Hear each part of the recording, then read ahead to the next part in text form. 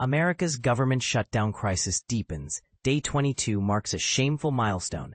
As of October 22, 2025, the U.S. government shutdown has entered its 22nd day, becoming the second longest funding lapse in modern history, surpassed only by the 35-day shutdown of late 2018 and early 2019.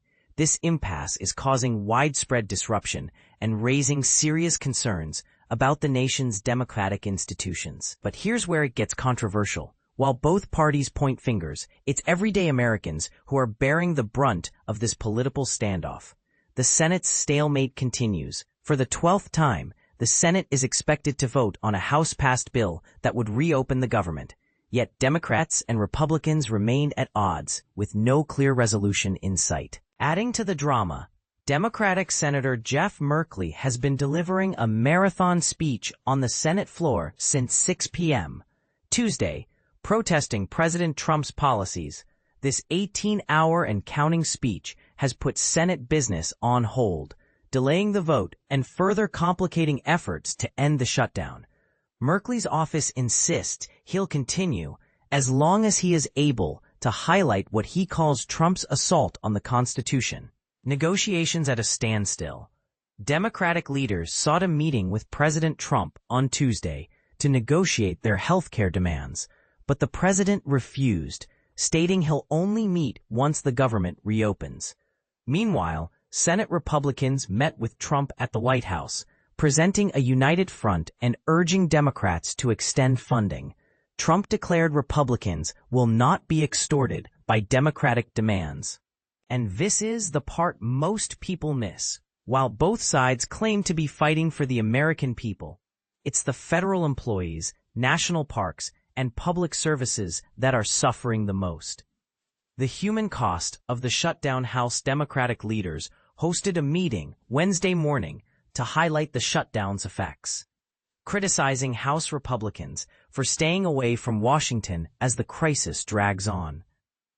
Every day, Americans are hurting, said House Minority Leader Hakeem Jeffries, emphasizing the real-world consequences of this political gridlock. Federal employees testified about the impact, painting a grim picture of unpaid bills, delayed services, and growing uncertainty. National parks in peril. GOP lawmakers, including Representative Bruce Westerman and Representative Mike Simpson, have also weighed in, highlighting the shutdown's impact on national parks and public lands. While most parks remain open with reduced staffing, Westerman warned this can't continue indefinitely. Without funding, public lands will become inaccessible, litter will pile up, and ecosystems will suffer.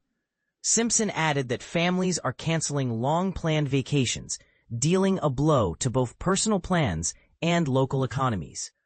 Both praised the Trump administration for keeping parks open, drawing a contrast with the 2013 shutdown under Obama. When parks were closed, blame game intensifies. Speaker Mike Johnson called the shutdown just shameful and blamed Democrats for the impasse. Democrats keep making history, but they're doing it for all the wrong reasons, he said. Meanwhile, the Senate's 12th attempt to pass the funding measure faces an uphill battle, needing 5 more Democratic votes to reach the required 60. GOP leaders remain hopeful, but Democrats show no signs of budging. A history of shutdowns. This isn't the first time the government has shut down. Since 1980, there have been 14 funding lapses, with the longest occurring in 2018 to 2019. The current shutdown has already surpassed the 21-day mark set in 1995, making it a historic event in its own right. But what does this say about the state of American politics? Are shutdowns becoming the new normal, or is there still room for compromise? What's next?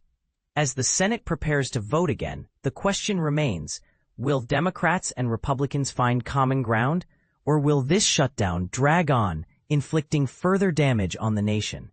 And here's a thought-provoking question for you. In a democracy, should essential services ever be held hostage to political disagreements? Share your thoughts in the comments. We want to hear from you.